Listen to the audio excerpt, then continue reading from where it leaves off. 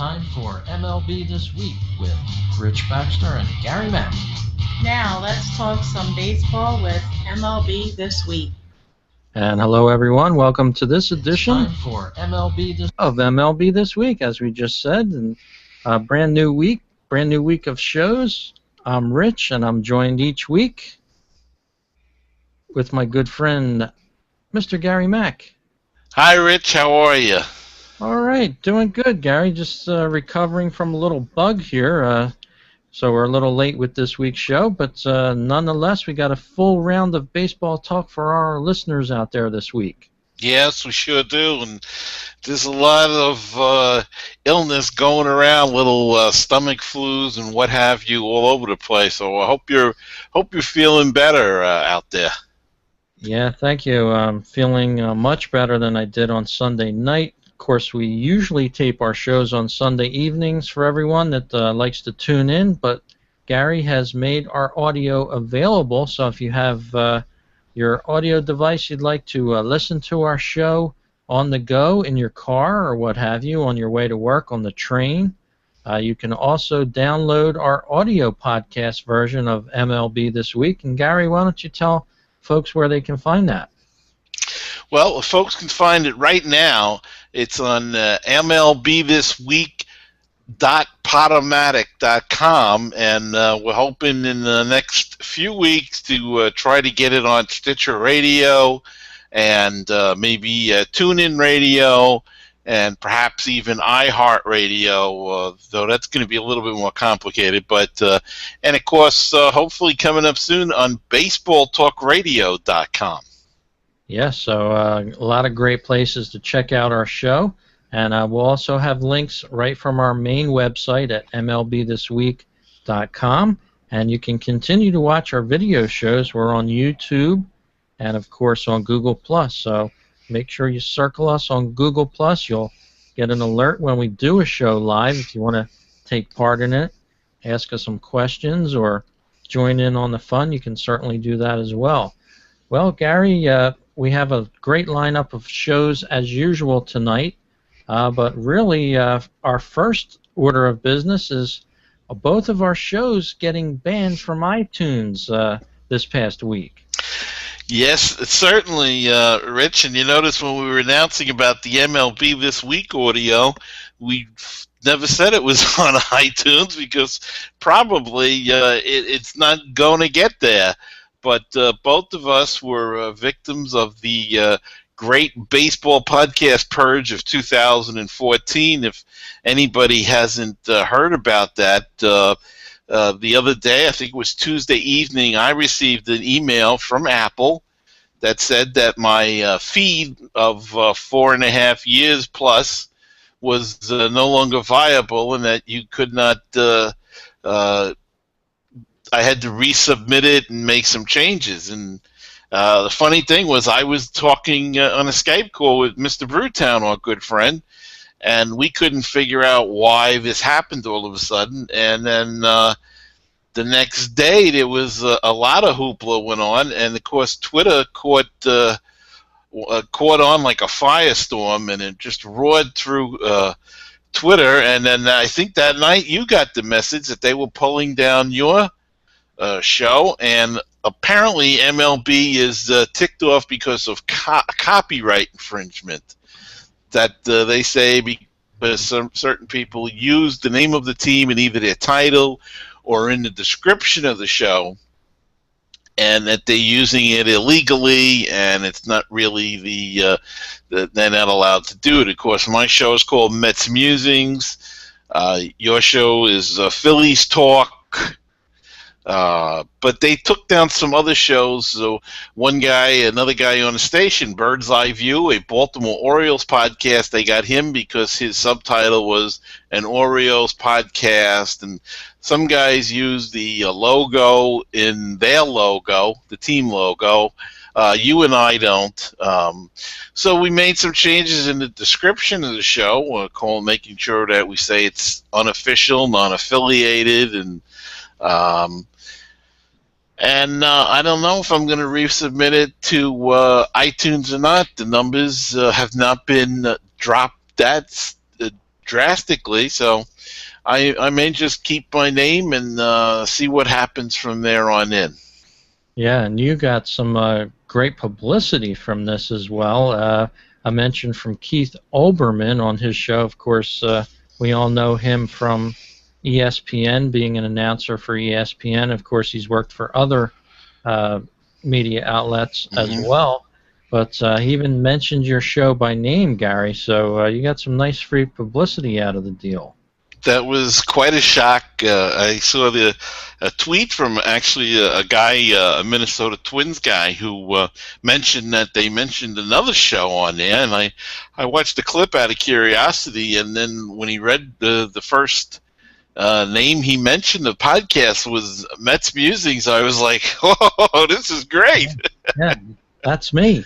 You know? So yeah, I was really shocked and really the publicity on Twitter for all the shows, and was overwhelmingly surprising that there was such support that came out of this on Twitter, and really took off. And it even forced MLB to make an announcement that, and of course they pointed the finger at Apple, and Apple pointed the finger at MLB. I don't think we'll ever find out what the truth is, but oddly enough, Rich, we haven't heard anything from them since then.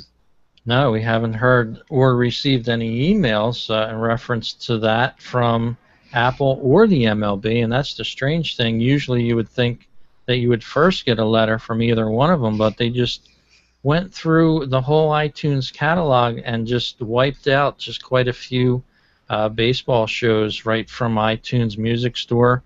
No rhyme or reason to it. I mean, we both didn't use any copyrighted logos or anything like that. Part of our name can be construed as being not confused with a baseball team, but certainly it's part of a name that they use, but I don't think it's really infringing upon them in any way. We're not purporting to be an official show, and most people that listen to our shows really understand this. They like our news and opinions that we give on each individual show, and that goes for all the baseball talk shows that you can find on the internet. And incidentally, for anybody that hasn't dropped by, you can go by baseballtalkradio.com and find all of the shows that were affected there, and maybe some more. So if you like good baseball talk, it's going to continue, and unless they can just close the book on us there, which I doubt, Gary, we're going to keep on doing our shows. Well, they're going to have to try hard to do that, and if they go after Baseball Talk Radio, then I don't want to change the names or something, and that's the other annoying thing. There was really no guidelines. If they had come to us and say, look, your name is infringing upon our rights, at least it would give us something to go by. Yeah, something to look at, but they didn't say a word. We have no idea what we could do. For instance, can I just drop the S and call it Met Musings and make it one word? Can I drop the S and put a Z in and make it Mets Musings spelled that way? Would that suffice? I mean, there's just no guidelines at all. So I think a lot of us are, just in a tough spot, not knowing what really to do. So for the time being, I'm just going to keep the name and see if they come after us for that.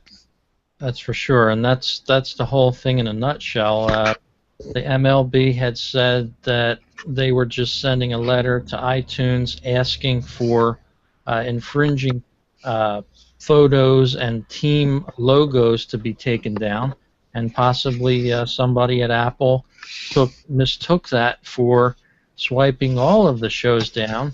And as you said, Gary, somewhere the truth lies in the middle. And for right now, a lot of us are trying to get our shows back on iTunes, but it's really not important to the main point of putting the shows out there. There's still plenty of other outlets that you can listen to the shows, so we're not shut down in any way. And we continue to do our shows, and we'll keep you updated on the progress that we make and any problems that we encounter in the future with both of our independent shows and as well as all the other shows that were affected by this.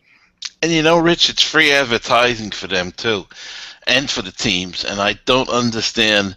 It's like almost like killing the goose that laid the golden eggs, because they're getting free publicity. We're, for the most part, optimistic. We're trying to get people in the seats for them to help them out, get people talking about the team.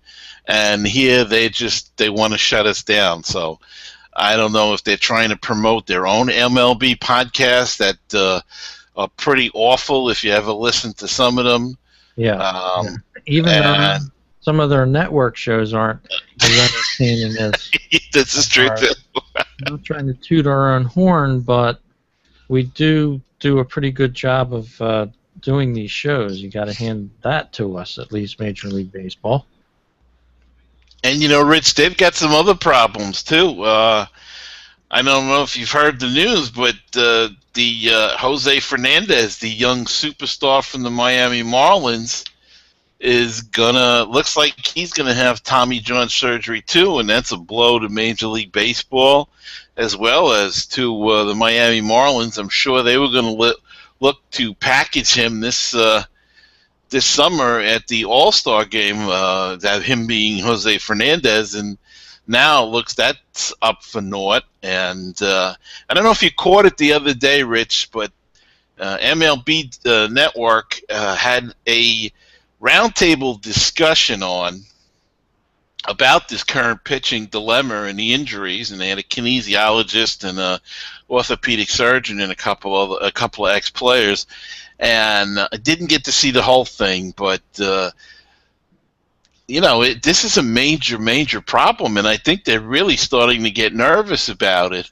And what the solution is, I don't know. They had some ideas that were, I thought, brilliant and very good ideas. For instance, the orthopedic surgeon said that when a guy comes back for this, they work them starting on flat ground and then on graduated mounds. And the idea is you build up your strength. And one of the idea was to try to get this across the country, whereas, let's say, Little League is from the age of 5 to whatever they start at, 5 to 7, would pitch off of a flat ground, and then maybe graduate it, you know, an inch or two up, and then by the time you get to high school, you're at, you know, 5 or 6 inches, and college maybe 8, and then you go to the pros. But the whole idea was your body would be more attuned to a higher mound at a lower age as your muscles are formed and stuff. And of course, a lot of talk about travel teams and kids that live in warm weather that play all year round and they don't get that break. And I don't know, some interesting stuff, but it's a major problem now, and people are starting to talk about it, and it's not something that's going to be fixed overnight. This could take years or even decades just to figure out and fix.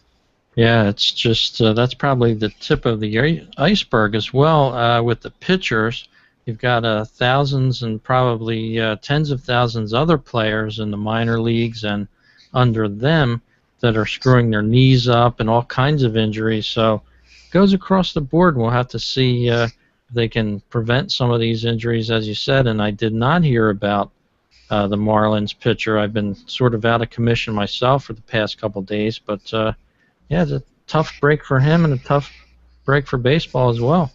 Yeah, it really is. And, what can you say? Matt Harvey, Strasburg a couple of years ago, the Medlin, he's on his second one at Atlanta. It's just one after the other, and not a good thing for baseball. That's for sure. Well, we're going to lead right into our first story here that we're covering for you here on MLB This Week.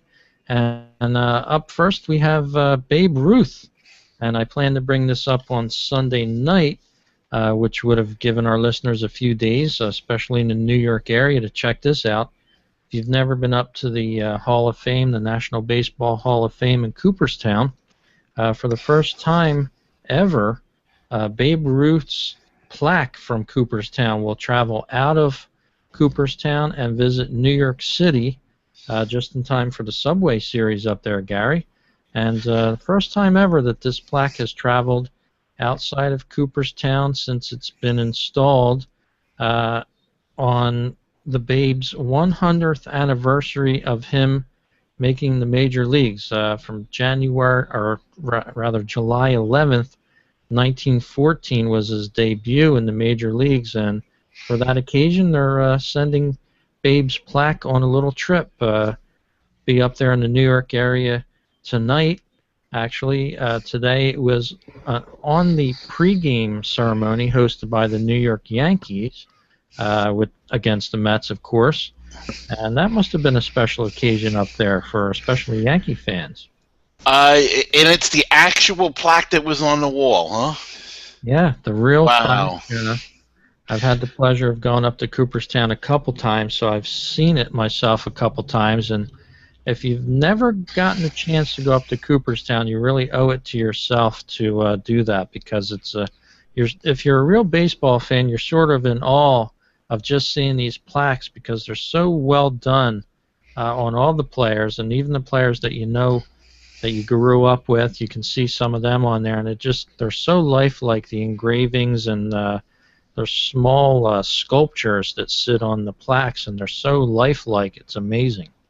They are terrific. I was there many, many years ago, and I have to go back again. And I know I've been talking a lot this evening, but I do have a quick Babe Ruth story, and I couldn't locate it, but because, as you know, we had reconstruction in the house and things are a mess. But my mother actually had her picture taken twice with Babe Ruth, and the reason being was that her name was Ruth Herman, and his, of course, was George Herman Ruth. And she purported till the day she passed away that the first time they took the picture was the day he hit his 60th home run. Now, we have no, that's almost like an urban legend, because we can't prove it in any way.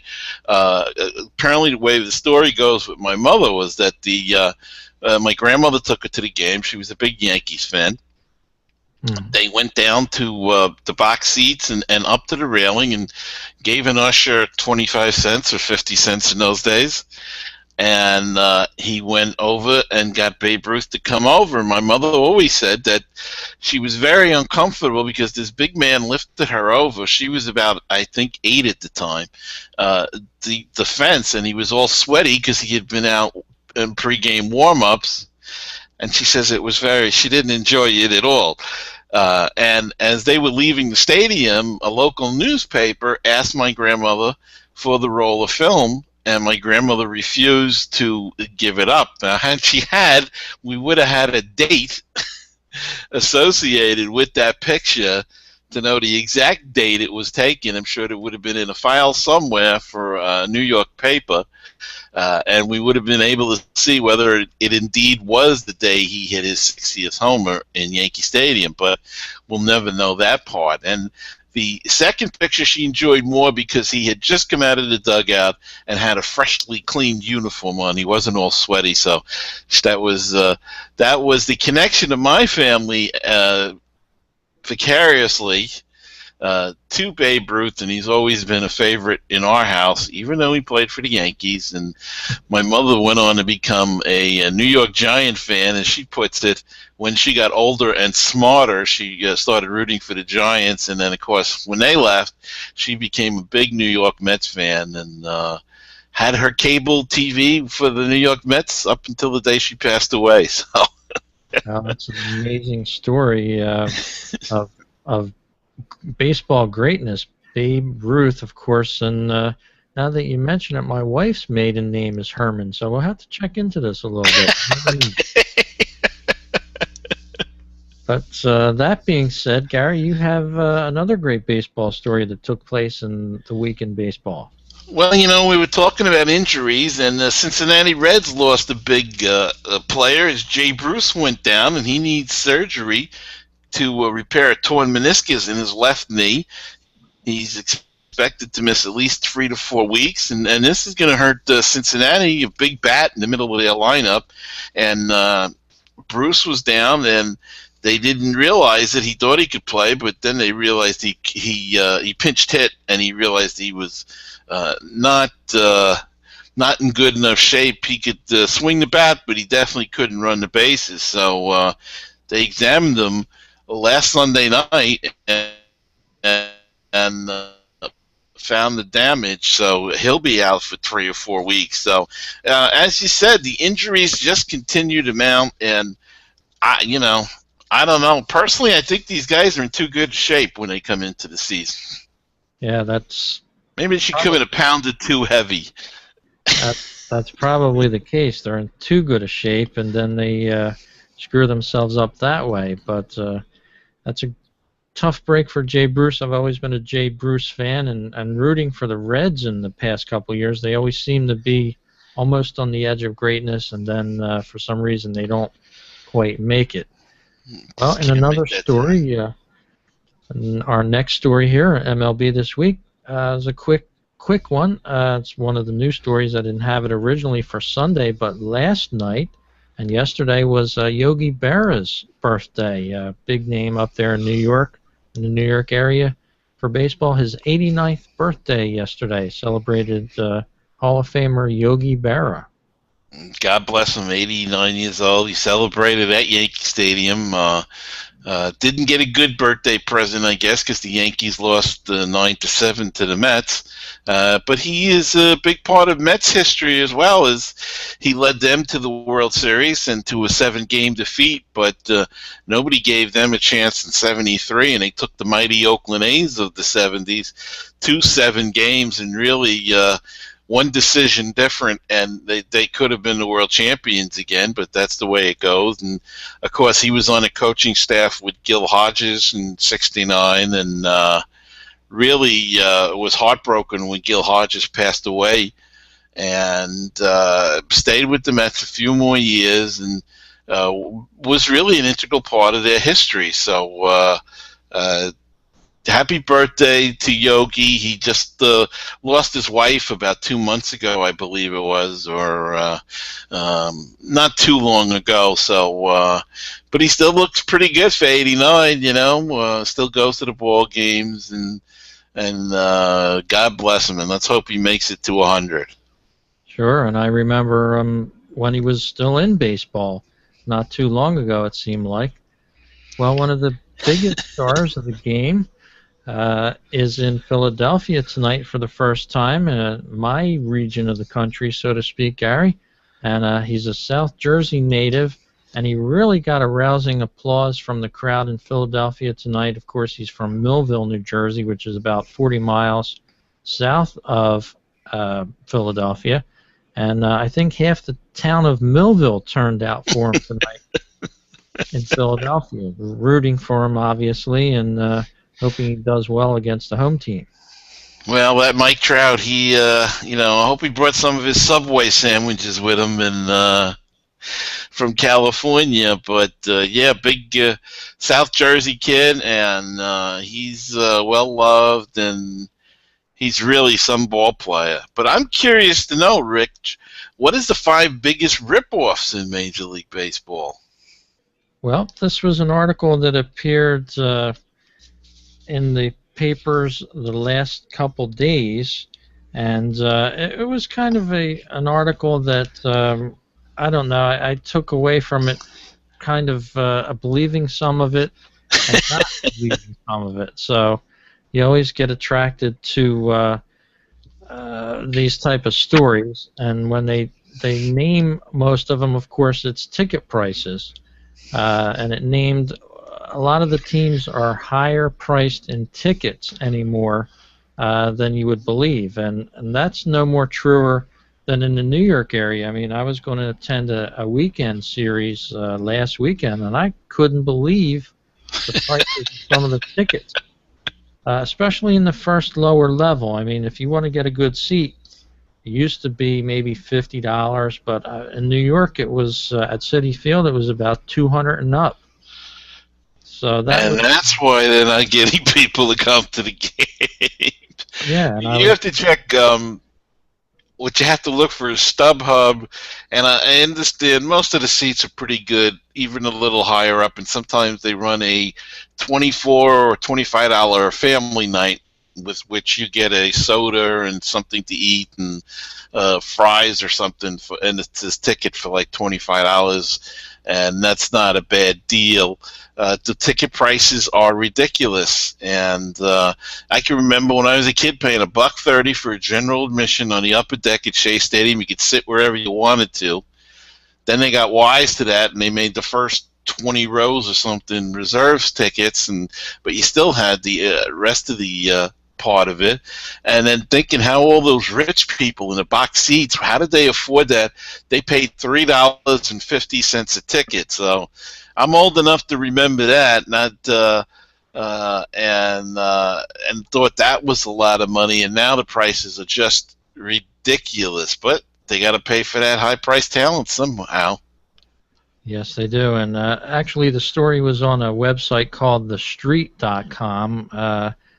At 5 biggest ripoffs in Major League Baseball. Here's another one that they talked about. I think you can possibly see the link on the screen. Can you, Gary?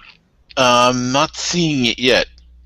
Let's see if I can fix that real quick. And it's always a challenge to get that on the screen on the fly here.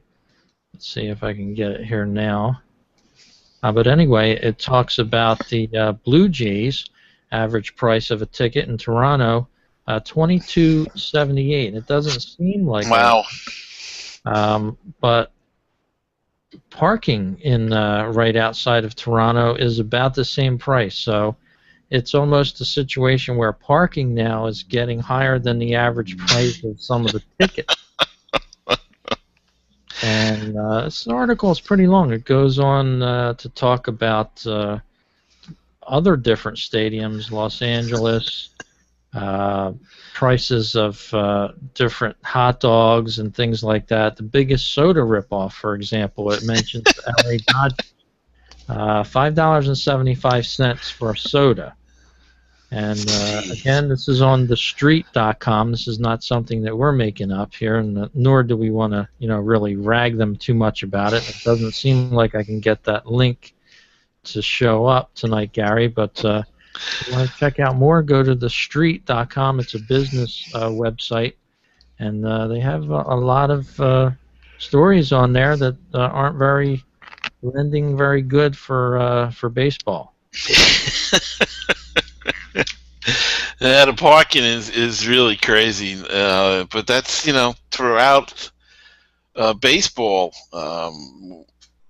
A lot of it's hard to get a bargain anymore for any game. It's really a shame, and that's why I went to a couple of the minor league games here in Brooklyn because the prices are reasonable, the parking was reasonable, and the food prices were even reasonable. So, and it was a good game, and they are affiliated with the Mets, so I get to see the stars of tomorrow. And that's a good point. It's not all about the stars of today. You can turn on your television and watch them if you want, but you're getting out to support local baseball. And a buddy of mine I do a podcast with called Phillies Talk, he always gets out when he can and sees all his major league or minor league games, that is. And he's seen a lot of the players that make it to the big leagues, and that's good enough for him because he, like you said, he gets a discounted ticket price, and it's more of a bargain for people that are on a budget. Everybody isn't in that $1 million earning category, so that's about it for being able to afford some of those things. But Gary, you have another great story from this week in baseball. Well, Rich, I was just wondering if the Phillies need a relief pitcher because Heath Bell is floating around again. he was released by the Tampa Bay Rays, and he was designated for assignment on Sunday, clearing a roster spot for the team. They want to add another young pitcher, Nate Carnes, or Cams, to their bullpen. Heath Bell had a long fall from glory. I mean, he was one of the best closers in baseball with the Padres. He had 132 saves from 2011 and 2013, and then was a free agent. He signed that big deal with Florida when they brought all those high-priced free agents, Jose Reyes and Mark Burley and a couple of other guys, and really didn't do anything at all. And you got to wonder if the contract put extra pressure on him, and he just fell apart. And of course they broke down that team and traded everybody off. But now Heath Bell ended up with Tampa Bay, and they just released him. So if he's got anything left, I'm sure somebody will pick him up. Everybody needs help in the bullpen, and Heath Bell is out there. Yeah, the Phillies could probably use him. They need plenty of help in their bullpen. Even the Mets. Yeah. We could probably name 5 teams off the top of our heads that he could go to. Maybe even 10. A live update here while we're doing our show, Gary. Your Mets are destroying the Yankees now in the top of the 4th, 7-3 Mets in the second game of the Subway Series. Of course, the Mets took the first game. And that's always big news up there in the New York metro area. Well, it's they swept them last year, and if they hang on, it's a long way to go. And this ballpark is so tiny. I swear when they built this new Yankee Stadium, they must have got the plans for the field mixed up with Williamsport, because this looks like these guys are. It almost looks like you could bunt out to right field, and if you get it up high enough, it'll go out for a home run. It's a little ridiculous, but the Mets are taking advantage of it and popping some homers, so it's okay that way. But hopefully they can win again, and that'll give them at least a split for this series, and that's always big in New York because the Mets are always the second team and put down. And if they can beat the mighty Yankees, I'd love to see them sweep them again this year. That would make our season. St. Louis can have the pennant. Yeah, but sweeping the Yankees would be great. We'd be very happy with that. That's for sure. Well, let's switch gears here. We'll do a little coverage of the standings. As they are here on May 13th, 2014, as we're doing the show tonight. And Gary, in the AL East, the Yankees have slipped. They're in 3rd place, 19-18 as they play tonight. Baltimore Orioles have risen to the top all of a sudden, 20-16 in command there in the AL East. And I noticed that Boston is right up there with the Yankees, so they're starting to come on. Yes, they are. Rich? Yes. In the NL East, Atlanta's still hanging on to the top, and Washington is taking 2nd place. And surprise, surprise, the Miami Marlins are right in the midst of things in 3rd place. And then come my Mets, and then your Phillies are bringing up the rear. But, they're so bunched together. For instance, your Phillies are only 3.5 games out of first, so anything can happen at all in that division. Yeah, they're really all bunched up together. And as you said, the Miami Marlins in 3rd place. How about this stat? On the road, they're 3-14. And their overall record is 20-19. So figure that out. They're 7-5 at home. Are the Miami Marlins an incredible 17-5, 3-14 on the road, and they're still hanging in there tough. That's just incredible. And the AL Central, it's Detroit at 22-12, leading the way out there. Kansas City and the Chicago White Sox vying for 2nd place there in that division. Yeah, White Sox are a bit of a surprise that they're playing so well, and of course they got Jose Abreu hitting home runs all over the place. But good for Robin Ventura. And in the NL Central, Rich, those Milwaukee Brewers, they're still on top of it, and they're building a nice lead there. They got a 5.5 game lead over St. Louis. St. Louis is not the same team that they were last year. They're struggling, but so is Cincinnati, so is Pittsburgh. And Milwaukee is taking advantage of it, and they're beating who was in front of them and constantly beating them. And they beat some good teams. I mean, they just took 2 out of 3 from the Yankees, and so Milwaukee is doing a great job in that division. Yes, they are, and they started off on fire.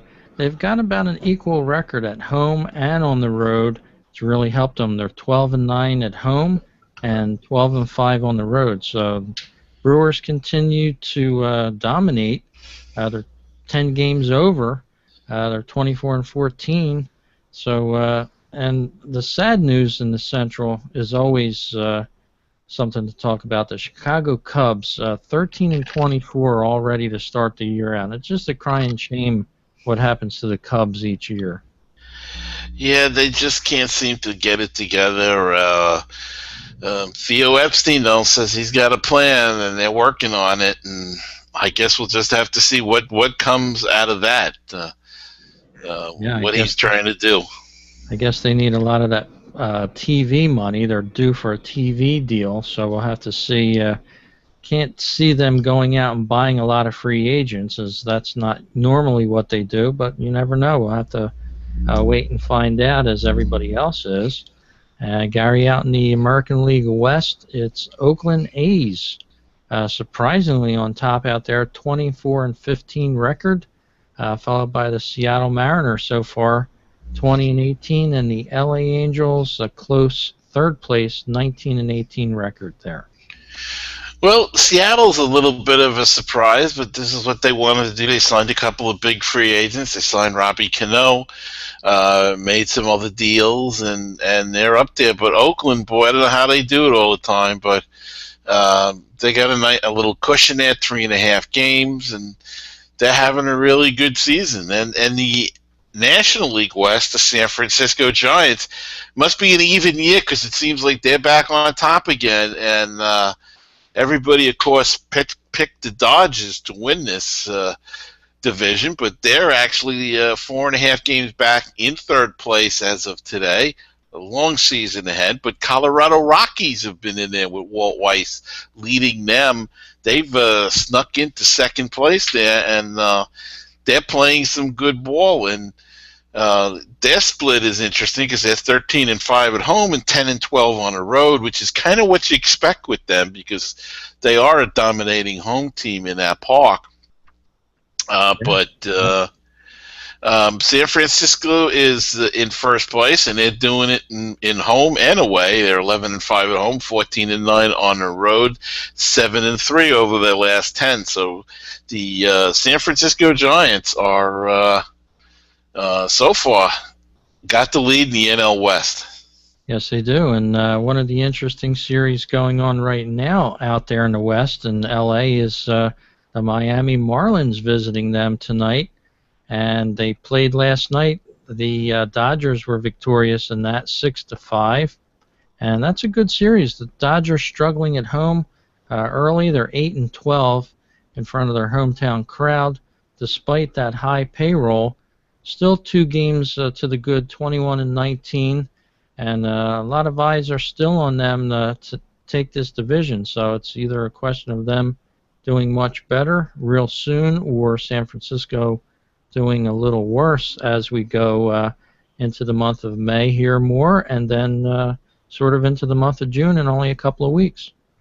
Well, Rich, our teams, respectively, we're rooting for those Dodgers and the Giants because they're both playing other our leaders in our division. So if San Francisco is playing Atlanta, the Dodgers, as you just said, is playing Miami.